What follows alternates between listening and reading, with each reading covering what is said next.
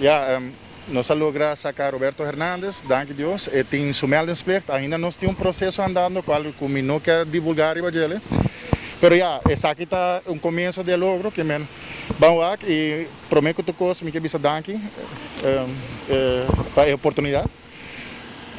Essa aí me te querer tatu comigo para bisa para agora aqui. Tá sentindo que o processo toma muito largo, que está injusto? Ja, o processo estava um pouco fastidioso me pobisa, pero ja, nós fazemos best. Nós fazemos best.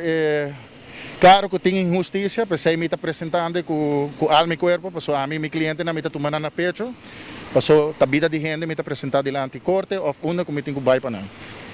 Por mim, que tu me caso aqui, agora na conversar com você, o que está o pensamento de caso aqui? O ama que estava um abuso de parte da autoridade, mas esse aí me está limitado de comentar detalhes para ele.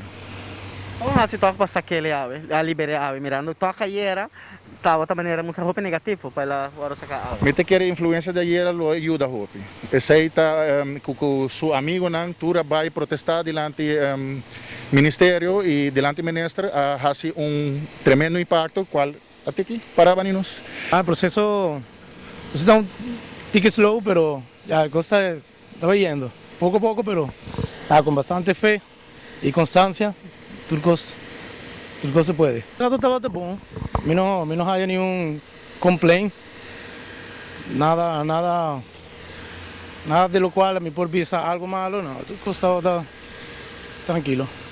Tuve mi brother que fue, tuve gente que estaba dándome soporte, estaba brindando una ayuda de una manera sana, sí.